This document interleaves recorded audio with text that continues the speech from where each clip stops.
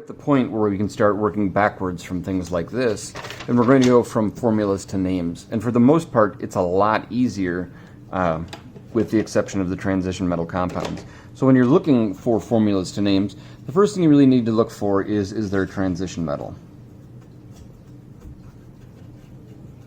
Right? If there is, it's going to be a little more work. Otherwise, it's going to be as easy as it can get. And all we do, and we'd written those rules out, in fact, right here, cation first, anion second, ends in IDE, unless it's a polyatomic anion.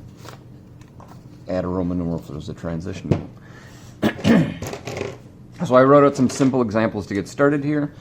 Cation first, anion second, ends in IDE. And a strategy I use is I'll go down the page and I'll look for polyatomic ions first, just so I don't get tripped up when I'm naming. Like in a situation like this where there's not a parenthesis or here, I want to know that I deal with that polyatomic ion, right? There's a polyatomic ion, there's a separate polyatomic ion, and I just happen to pick examples mostly that had polyatomic ions. All right, so our rules, cation first. How do you know the cation? How do you know the anion? You're looking at the group number on the periodic table, or if it's a polyatomic ion, you just know it because you've been practicing, right? Magnesium group 2, 2 plus. Sulfur group 16, 2 minus. Calcium 2 plus. And by the way, in this direction, for this, it doesn't actually matter what the numbers are.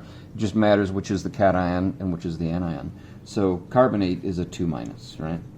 Ammonium is a 1 plus. Cyanide is a 1 minus. Aluminum is a 3 plus. Group 13 of the periodic table. Nitrate is a 1 minus. Magnesium 2 plus, same as it was up there. Sulfite, not to be confused with sulfide or sulfate, is a 2 minus. All right, again, the numbers don't actually matter, but the signs do in this particular case.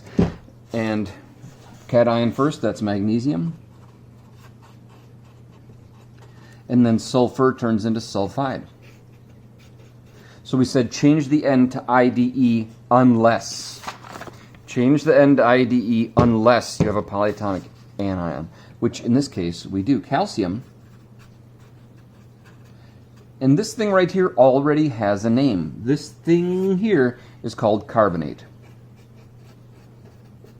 All right, it is something that already has a name. That name is carbonate, so we're not going to change it to IDE. And the danger of doing so, we can see if we look down here. This one, cation first, magnesium. And then this is sulfite. All right, not to be confused with sulfide, right? So keep an eye out for situations like that where this is IDE and it's just a single S, and this is ITE and it's an SO3. You really need to watch out for those situations. I'm not changing its name because it already has one, and that name is sulfite, telling us there's a sulfur and 3 oxygens.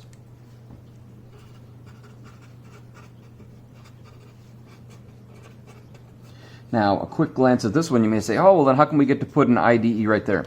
We don't get to put it there. It was there already. That's its name, cyanide, Cn-, which, whether you can see it or not, cyanide is Cn-. Its name already has the IDE. We didn't change it to IDE.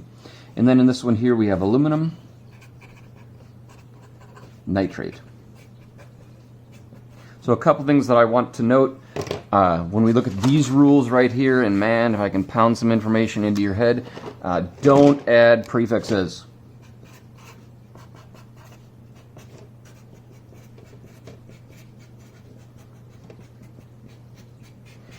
For covalent compounds, we use prefixes always on the second atom, and if there's more than one of the first atom. For ionic compounds, we don't do that because the charges are going to give us the formula. For covalent compounds, the prefixes give us the formula. So watch out for that. Do not add prefixes, and visually that's something you can spot right here.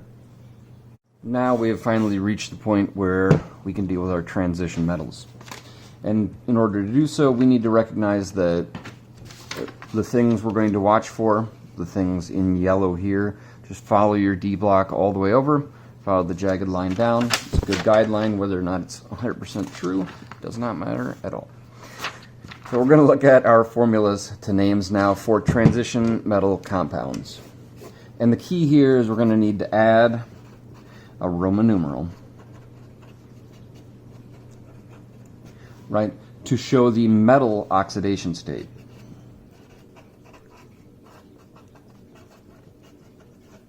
And that context, oxidation state's good. If you want to translate it temporarily, the charge. All right, so I'm going to do this kind of like a fill in the blank for one or two of them so you can get kind of a feel for how this is going to work. V. And our rules for ionic rules, cation first, anion second, ends in IDE unless it's a polyatomic anion. We'll add that Roman numeral if we need to. Spoiler alert, all of these things are what we'll be using for transition metals. So these are transition metal examples. So the first one's going to be vanadium.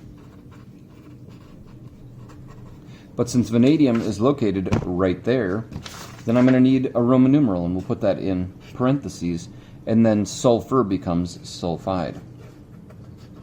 All right, we're going to fill that in, but I want to point out, other than that, everything else is the same, right? Cadmium,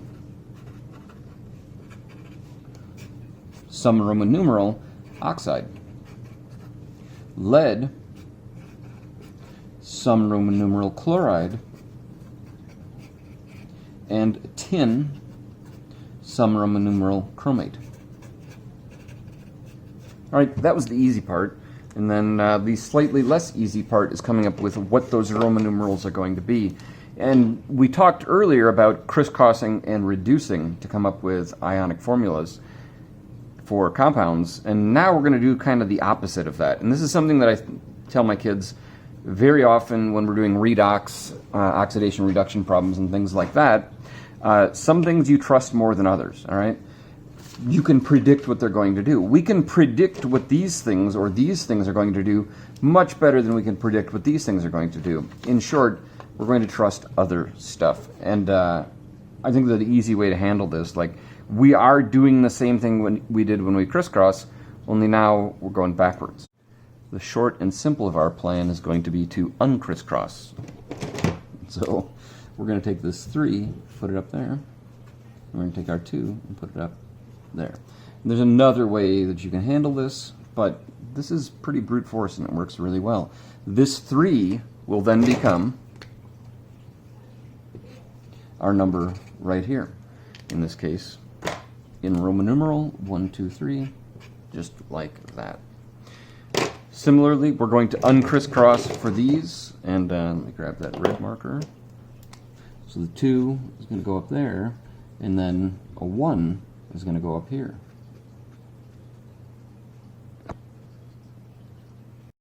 Now, if you look closely, there's a bit of a problem here because oxygen is not a 1-. If that were a peroxide, that'd be okay, but there's no reason to suspect it is. So there is a problem here. We're going to need a bigger strategy. Cl, we're going to put this 3 up here, and then our 1 up here. And something I want you to be considering as we look at these, this is our 1, 2, 3, is this. I expected sulfur to be a 2- because it's in group 16. I expected chlorine to be a 1- because it's in group 17. I expect dichromate, without question, I know it is a 2-. All right, so let's uncrisscross and see what happens. I end up with a 2+ right there, and then a 1-. All right, clearly there's something going on behind the scenes, and we need to be a little bit more careful. Now, I've never said these words before or pondered this idea, but I suppose if you knew that oxygen was supposed to be a 2-, you could just double this and say that's a 2 and that's a 4+. And this one does happen to be 4. And you would say, oh, chromate, I know that's supposed to be a 2-, so I'm just going to have to double this. That'd give me 2-, double that. That would give me 4+ right there. It works if you happen to know what your anion's charge is in that way, meaning what it's supposed to be, and then how you can fix things. I don't think there's a problem with that. I've never done it that way. The way I would tend to recommend, as I said, in redox problems, this is how I do it. Let's look at this cadmium problem, CdO2, right? So we trust some things more than others. Oxygen, I trust more than cadmium. It's over here in group 16. It's going to be a 2-. And cadmium, I have a best guess, right, of 2 plus. So I'm going to declare oxygen is a 2 minus. And how many oxygens do I have? Well, I have 2 oxygens at 2 minus each. So if I multiply going down, I get 4 minus. Now, we did not have a charge right here, and we know that because there was no charge right there. So whatever these oxidation states are, these charges, they need to add up to 0. And so what is going to cancel out a 4 minus? Well, 4 plus is going to cancel out 4 minus. And I've only got one thing to get me there. And so we multiplied going down. We can divide going up. 4 divided by 1 is 4 plus. And that may seem a little cumbersome to do it that way, but it ends up pretty handy when you're dealing with problems in redox where you get complicated formulas. We can try the same thing with that tin chromate. We have tin, SN, and then chromate, CrO4, and we have 2 of those. So the first thing I would note, chromate is a polyatomic ion. It has a specific charge. By definition, chromate, this whole thing, is a 2 minus. I don't even care what's in that box. I just care that it's a 2 minus.